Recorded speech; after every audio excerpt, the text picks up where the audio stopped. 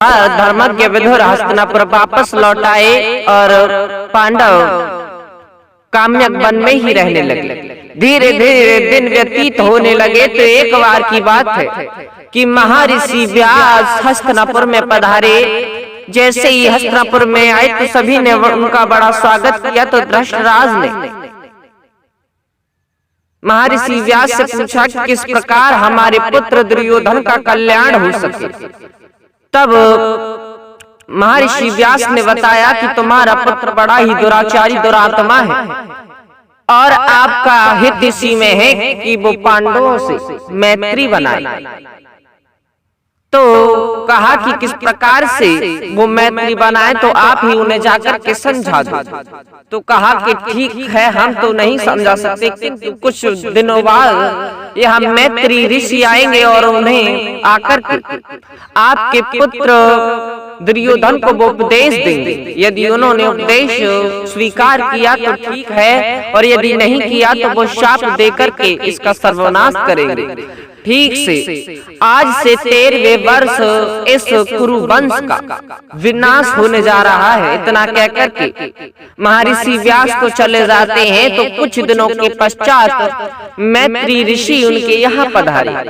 तब जैसे ही मैत्री ऋषि यहाँ पधारे तो दुर्योधन उनसे शिक्षा लेने के लिए आए। तो कहा कि पुत्र आपका हित इसी में है, साथ में मामा भी थे कि आप पांडवों से मैत्री संबंध बनाएं, उनसे द्वेष ना रखें, क्योंकि पांडव ही इस राजधानी का चंद्रमा है और उनसे बैर मोलना लेना अच्छी बात नहीं है, क्योंकि इस पृथ्वी पर उनके समक्ष खड़ा होने वाला कोई भी नहीं है। तो जैसे ये कहा तो दुर्योधन अपनी जंघा को दिखाकर के मलने लगा। तो उन्हें क्रोध आ गया और जाकर के उन्हें शाप दे दिया।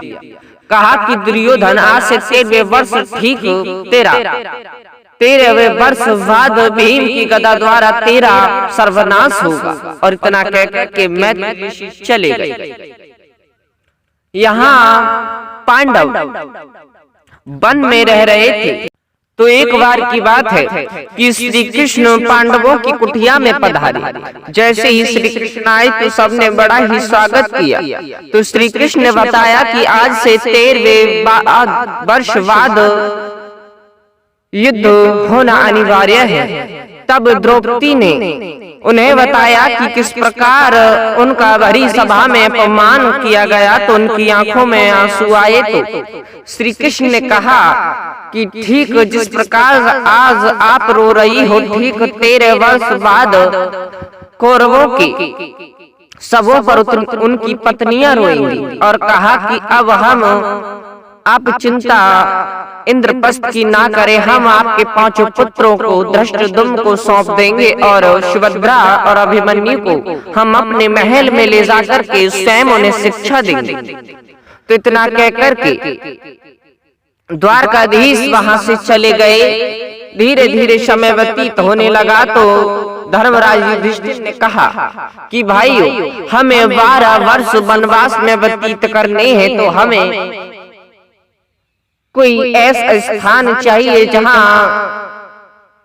फल फूल और नदी का किनारा हो।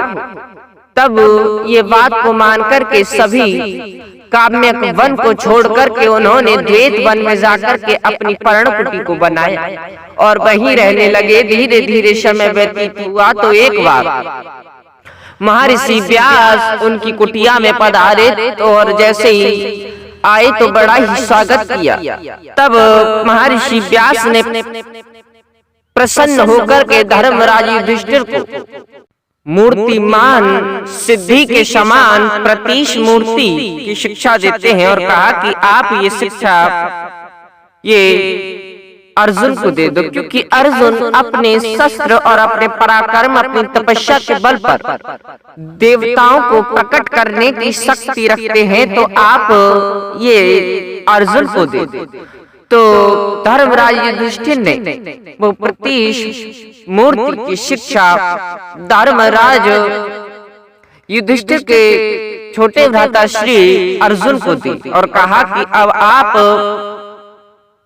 कुबेर, शंकर और वरुण, इंद्र देवताओं की आराधना करो और उनसे अस्त्र शस्त्र प्राप्त करो। तब अर्जुन वहां से निकल गए तो उन्होंने अपना गांडीव, धनुष, अक्षय कर्कश और कवच सुशोभित कर लिया। इंद्र किल में जाकर के भगवान ने इंद्र की आराधना की, और वो इसलिए की क्योंकि सभी ने वृत्रासुर नामक एक राक्षस के भय के कारण अपने अस्त्र शस्त्र सभी देवराज इंद्र को सौंप दिए थे।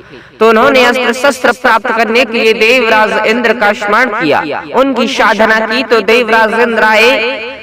जैसे ही देवराज इंद्र प्रकट हुए तो अर्जुन ने उनसे अस्त्र शस्त्र की मांग प्रकट की। तब देवराज इंद्र ने बताया कि हम आपको अस्त्र शस्त्र नहीं दे सकते, इससे पहले आपको भगवान शंकर की आराधना करनी होगी। तो उसी वक्त पर्वत पे जाकर के अर्जुन ने भगवान शंकर की आराधना की और उनकी तपस्या करने लगे। इतनी घोर तपस्या की कि पृथ्वी हिलने लगी। तब भगवान शंकर स्वयं उनकी परीक्षा लेने के लिए आए। तो उन्होंने देखा कि एक सामने से एक दानव राक्षस चला रहा है, जो शुक्र का भेष धर करके अर्जुन को मारने की घात लगाए बैठा है। तो भगवान शंकर ने एक भील का रूप धारण किया और जैसे ही अपना धनुष उठाया और उस शुक्र को मार दिया। इधर अर्जुन ने भी अपने गांडीव धनुष को उठा लिया और उस शुक्र पर वार किया। तो दोनों के शस्त्र एक ही साथ, दोनों के बाण उस शुक्र में लगे और शुक्र मर गया। तब भील के रूप में भगवान शंकर ने कहा कि इस शुक्र को सर्वप्रथम हमने मारा है।